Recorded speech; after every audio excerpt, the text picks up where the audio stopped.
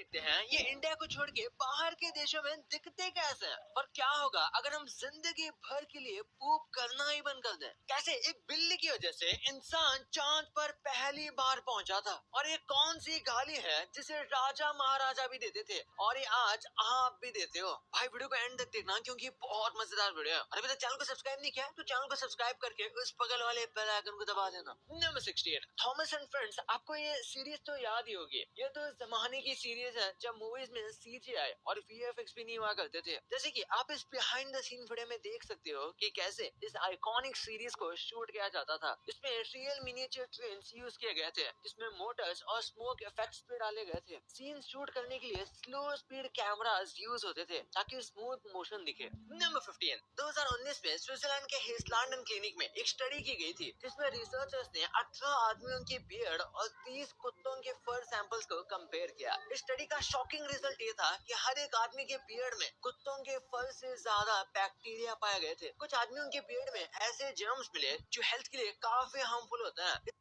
इसका मतलब ये नहीं कि बियर्ड रखना गंदा है, पर बियर्ड के साथ साथ हाइजीन मेंटेन करना उतना ही जरूरी है। बियर्ड्स में अक्सर मॉइस्चर और फूड पार्टिकल्स फंस जाते हैं जो बैक्टीरिया के ग्रोथ के लिए परफेक्ट एनवायरनमेंट बनाता है। नंबर 14 हॉलीवुड की सारी फिल्म्स के स्टार्टिंग में आपने ये आइकॉनिक पिक्चर तो देखा ही होगा, लेकिन क्या आपको इस पिक्चर में दिख रही इस लेडी के बारे में पता है? ये है जेनी जोसेफ, एक ग्राफिक डिजाइनर जिन्होंने अपने जिंदगी में पहली बार एक फोटो शूट कराया और उनके इसी फोटो शूट की फोटोज को कोलंबिया पिक्चर्स ने अपना लोगो डिजाइन बना लिया जिसे द टॉर्च लेडी कहा जाता है। और उससे भी ज्यादा इंटरेस्टिंग बात यह है कि जेनी जोसेफ ने इसके बाद दोबारा फिर कभी प्रोफेशनल फोटोशूट करवाया ही नहीं। नंबर 13 मिडिल फिंगर दिखाना आज एक इंसल्टिंग जेस्चर माना जाता है, पर क्या आपको पता है कि ये प्रैक्टिस लगभग 2800 साल पुरानी है। एंशिएंट ग्रीस और रोम में इसे डिजिटस इम्पीडियस कहा जाता था जो कि डिसरिस्पेक्ट का सिंबल था। यहाँ तक कि फिलोसोफर्स और ग्लैडिएटर्स भी इसे टॉन्ट करने के लिए यूज करते थे। नंबर 12 क्या आपको पता है हम जिन प्लेन से ट्रैवल करते हैं वो कई टाइप्स के भी होते हैं। वैसे तो देखने में काफी सेम लगते हैं, लेकिन अगर इनके इंजन को ध्यान से देखा जाए तो डिफरेंस साफ पता चलता है। जैसे कि जो planes land to land fly करती है उनके इंजन छोटे होते हैं और ये काफी फ्यूल एफिशिएंट होते हैं। वही जो planes ocean to ocean fly करते हैं उनके इंजन काफी बड़े होते हैं जिनकी फ्यूल कैपेसिटी भी बहुत ज्यादा होती है। नंबर 11 ज्यादातर लोग सोचते हैं कि जो हमेशा हंसता हंसाता है वो अंदर से भी काफी खुश होता होगा, पर रिसर्च कुछ और ही कहती है। स्टडीज के मुताबिक कॉमेडियंस और फनी लोग बाकियों से ज्यादा डिप्रेशन फील करते हैं। इसका एक रीजन है ट्रैजिक क्लाउन पैराडॉक्स, जिसमें लोग अपने अंदर की तकलीफ को हंसी मजाक के पर्दे में छुपा लेते हैं। रॉबिन विलियम्स जैसे लेजेंडरी कॉमेडियंस इसका परफेक्ट एग्जांपल है। इससे पता चलता है कि हंसी की आदत होने का मतलब ये नहीं कि इंसान अंदर से भी खुश है। कभी कभी सबसे फनी लोग सबसे ज्यादा दुख में होता है। नंबर 10 जरा सोचिए आप एक ग्रैंड शो की टिकट खरीद के गए, बढ़िया पॉपकॉर्न कोल्ड ड्रिंक्स लेके। शो शुरू होने का इंतजार हो रहा है, शो शुरू होने की अनाउंसमेंट भी होती है। आप इधर अपने पॉपकॉर्न कोल्ड ड्रिंक खोलना शुरू करते हैं, उतनी ही देर में शो खत्म। कैसा लगेगा आपको? ठीक ऐसा ही एक इंसिडेंट सैन डिएगो में हुआ था जहाँ एक 18 मिनट का फायरवर्क शुरू होना था, लेकिन ये शो सिर्फ 25 सेकंड में खत्म हो गया एक छोटे से कंप्यूटर ग्लिच की वजह से। जैसे कि आप इस वीडियो में देख सकते हो कि कैसे सब फायरवर्क्स एक साथ ही फट गए। नंबर 9 अगर आप लाइफ में बेटर डिसीजंस लेना चाहते हो तो एक सिंपल ट्रिक है, औरत की बातें सुनो। और ये बात मैं नहीं कर रहा, ये बात साइंटिफिकली प्रूवन है। चाहे बिजनेस हो, रिलेशनशिप्स हो या डेली लाइफ, स्टडीज प्रूव करती है कि वुमन का पर्सपेक्टिव ज्यादा इंसाइटफुल होता है। यानी कि जहाँ हमें डिसीजन लेने में दिक्कत आती है वहाँ एक औरत को खड़ा कर दो तो वो काफी आसानी से किसी भी प्रॉब्लम का सोल्यूशन निकाल देगी। तो साइंस की मानो और अगला कोई भी डिसीजन लेने से पहले अपनी माँ, बहन या दोस्त की बात जरूर सुन लेना। नंबर 8 आपको लगता है कि आप इंग्लिश में एक्सपर्ट हो? सोच लो फिर से, क्योंकि हर 2 घंटे में एक नया इंग्लिश वर्ड डिक्शनरी में ऐड होता है। मतलब जब तक आप ये वीडियो देख रहे हो शायद एक और नया वर्ड आ चुका होगा। सोशल मीडिया, स्लैंग और नए ट्रेंड्स की वजह से नए शब्द फास्ट पेस में बनते हैं। सेल्फी, बिंज वॉच, हंग्री, ये सब नए वर्ड्स ही तो हैं। तो अगली बार जब किसी का इंग्लिश वर्ड आपको ज्यादा स्ट्रॉन्ग लगे तो उन्हें इस फैक्ट के बारे में जरूर बताना। नंबर 7 जब हम हाथ में नोट लेके पे करते हैं हमें पैसों की रियल वैल्यू का एहसास होता है और इससे हमें सेटिस्फैक्शन भी ज्यादा मिलती है। ये बात हम ऐसे ही नहीं बोल रहे, कई सारे साइंटिफिक स्टडीज ने इस बात को प्रूव किया है। डिजिटल पेमेंट चाहे कितना भी यूजी हो, पर कैश खर्च करने से लोग ज्यादा सेटिस्फाइड और खुश रहते हैं। नंबर 6, क्या आपको पता है एक इंसान हवा में भी अटक सकता है? जी हाँ, अगर हम किसी ऐसी जगह पर हो जहाँ ग्रेविटी बिल्कुल जीरो हो, हम वहाँ हवा में स्टक हो सकते हैं, बिल्कुल वैसे ही जैसे इस वीडियो में दिखाया गया है। इस वीडियो में एक्सप्लेन किया जा रहा है कि अगर एटमॉस्फेयर में ग्रेविटी ना हो तो फ्रिक्शन बिल्कुल जीरो होगा। ऐसे में किसी भी बॉडी का मूवमेंट काफी मुश्किल होगा। इसी वजह से जो एस्ट्रोनॉट स्पेस में जाते हैं वो ज्यादातर अपने स्पेस क्राफ्ट के आसपास ही रहते हैं, वरना वहाँ उनकी हालत क्या होगी इमेजिन करना भी डर लगता है। Number 5, owls don't have eyeballs. जी हाँ, आपने सही सुना, आउल्स के आईबॉल्स नहीं होते, बल्कि उनकी आंखें ट्यूब शेप्ड होती हैं। उनकी आंखें उनके स्कल में फिक्स्ड होती है, जिसका शेप एक सिलेंडर की तरह होता है, और इसलिए वो अपनी आंख घुमा नहीं सकते जैसे हम करते हैं। पर इसका सोल्यूशन भी नेचर ने उन्हें दिया है। आउल्स अपने सर को 270 डिग्री तक घुमा सकते हैं बिना किसी डैमेज के। आपको बता दें कि आउल्स की आंखें लाइट सेंसिटिव होती हैं, और इसलिए उन्हें ज्यादातर रात में उड़ते और शिकार करते हुए देखा जाता है।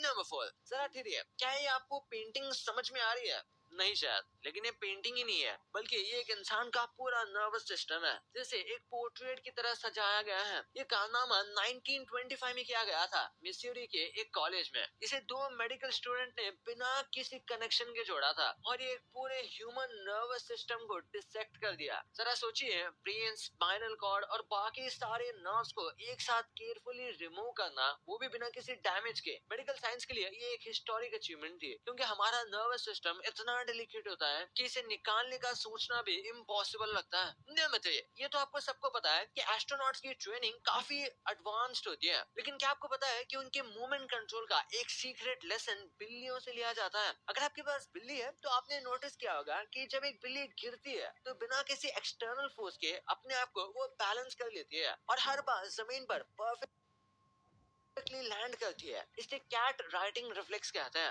नासा और साइंटिस्ट ने इस रिफ्लेक्स को स्टडी करके अपने एस्ट्रोनॉट्स को ट्रेनिंग में इंक्लूड किया हुआ है, क्योंकि कई बार एस्ट्रोनॉट्स को भी जीरो ग्रेविटी में अपनी बॉडी को कंट्रोल करना होता है। क्या कभी आपने ये सोचा था कि स्पेस जाने के लिए रॉकेट साइंस के साथ साथ आपको बिल्ली के मूव्स भी सीखने होंगे? नंबर 2, सोच के देखो, अगर हम कभी भी पॉटी ना करें तो क्या होगा? शुरुआत में तो लग सकता है कि लाइफ इजी हो गई, ना कोई वॉशरूम, ना कोई टेंशन, ना ही गंदगी, बट एक्चुअली में रियलिटी काफी हॉरिफाइंग है। जब हम खाना खाते हैं तो बॉडी न्यूट्रिएंट्स अब्सॉर्ब करती है, और जो वेस्ट होता है वो निकलना जरूरी होता है। अगर हम पॉटी कभी ना करें तो ये वेस्ट बॉडी के अंदर ही जमा होता रहेगा। पहले कॉन्स्टिपेशन होगा, फिर स्टमक एक्सट्रीम पेन करेगा, और धीरे धीरे बॉडी के टॉक्सिन्स ब्लड में घुसने लगेंगे, और इससे ऑर्गन फेलियर तक हो सकता है। एक और शॉकिंग बात, अगर हम कभी भी पूप ना करें तो हम लिटरली एक्सप्लोड भी हो सकते हैं। हाँ, ये थोड़ा फिल्मी साउंड कर रहा होगा, बट मेडिकली अगर इंटेस्टाइन ज्यादा वेस्ट से भर जाए तो रप्चर होने का चांस काफी है, जो लाइफ थ्रेटनिंग हो सकता है। तो याद रखना, पूप करना एक ब्लेसिंग है। ये बॉडी के नेचुरल डिटॉक्स सिस्टम है जो हमें जिंदा रखती है। नंबर 1, आपने बचपन में ये सारे कार्टून्स तो जरूर देखे होंगे, लेकिन अगर मैं आपको बताऊं कि अलग अलग देशों में ये कार्टून्स अलग अलग दिखाए जाते हैं, तो क्या आप विश्वास करेंगे? जैसे ऑगी एंड द कॉकरोचेस, ये कार्टून जिसे इंडिया में इसके डबिंग आर्टिस्ट ने फेमस किया है, वही पाकिस्तान में इसे कोई पूछता भी नहीं। इंडिया में इस कार्टून के एक एक कैरेक्टर को आवाज दी गई है, जैसे शाहरुख खान, नाना पाटेकर और सनी देओल। पाकिस्तान में इस कार्टून पर उतनी मेहनत नहीं की गई। हम जो डोरेमोन देखते हैं वो तो बिल्कुल जापान के कार्टून का कॉपी है, उसमें बस डबिंग कर दी गई है। लेकिन अगर यूएसए की बात करें तो वहाँ डोरेमोन को पूरी तरह से बदल के दिखाया जाता है, जिससे वहाँ के ऑडियंस कंफ्यूज ना हो। जिससे वहाँ के डोरेमोन का कोई कैरेक्टर चॉपस्टिक यूज नहीं करता, सब चम्मच का इस्तेमाल करते हैं। इसके अलावा यूएस में डोरेमोन के कैरेक्टर्स के नाम भी अलग हैं। पोकेमोन में भी कुछ ऐसा ही सीन है, जैसे टीवी में कैरेक्टर्स राइस केक खाते हुए दिख रहे हैं, लेकिन डब में राइस केक नहीं बल्कि डोनट कहा गया है। जो बेंटन आप इंडिया में देखते हो वो ओरिजिनल नहीं है, उसके ओरिजिनल वर्जन काफी लंबे एपिसोड्स हैं, लेकिन इंडिया में बेंटन के एपिसोड्स में कुछ एंड के और कुछ शुरुआत के एपिसोड्स काट दिए जाते हैं, ताकि ब्रॉडकास्टर को एडवर्टाइज करने का टाइम मिल सके। भाई ये तो आपको पता चल गया, पर ये फूड्स पहले के टाइम में कैसे दिखते थे ये कभी आपने इमेजिन में नहीं किया होगा। और आप यूट्यूबर्स के नॉर्मल चैनल्स तो देखते होंगे, लेकिन इनके ऐसे सीक्रेट चैनल्स भी हैं जिनके बारे में आपको पता भी नहीं है। और सुबह उठते ही ये कौन सी खराब आदत है जो आपके लिए बहुत अच्छी है, वो कौन सी आदत है इस वीडियो में पता चल जाएगा। तो इस वीडियो